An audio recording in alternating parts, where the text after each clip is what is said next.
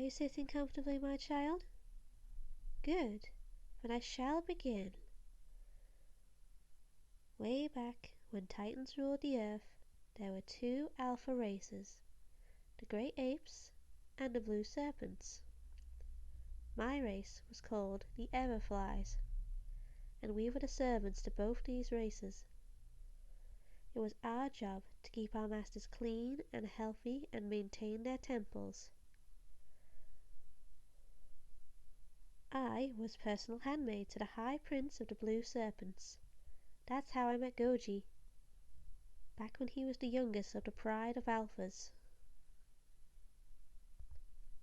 I would tend to his wounds after battle, polish his armor, groom him, massage his large chest and back muscles. Anyway, K.R.J was a very good master to me. He treated me very well, more like a friend than a servant. He even showered me with gifts as a thank you for all my hard work. Then, as you know, we Kaiju hibernate every few 100,000 years. That time had come. But when I woke up, everything had changed. I fell asleep in a world full of dinosaurs, but I was awoken by these tiny, adorable little primates. It was so sweet. They performed all these dances and rituals for me, gave me tributes and praised me, built me this palace. They made me their goddess. I loved them so much. I protected them with all my strength and cared for them with all my heart. But then the time came to hibernate again. And once again, I woke up and everything had changed. My island was the same, but my people were gone. The fairies was all that remained of them. I had a look at the rest of the world, and I knew that someone like me would have no place there. Besides, I wouldn't have fit in a place like that. So many buildings and people. So I stayed on my island.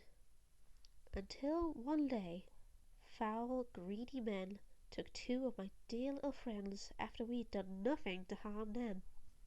I had never been a violent Titan, but I did not hesitate to rampage through Japan and save my people. I made myself known to the modern world, and I promised that no one would be harmed again if my home was left alone. However, I didn't suspect I would have to return to the human world so soon. A few years later, I felt the presence of rising threats.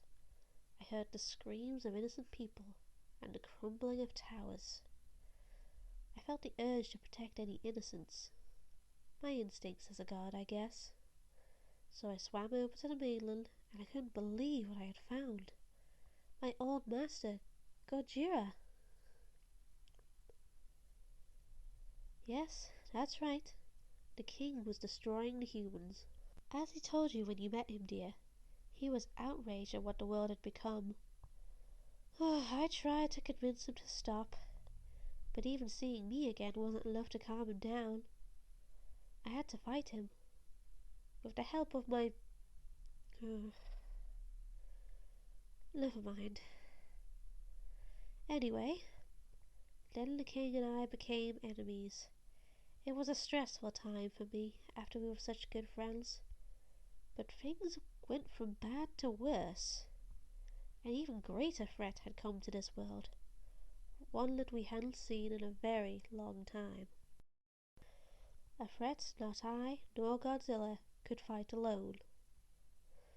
So, I gave K.R.J and Rohdan a very riveting speech on why we should all work together instead of battling, and protect the planet we love despite how much it changed.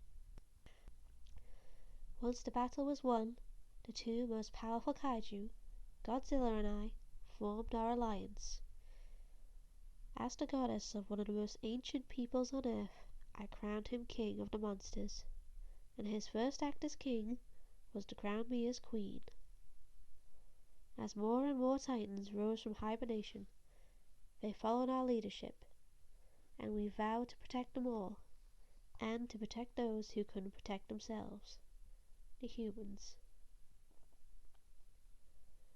And, well, that's the long short of it, dear.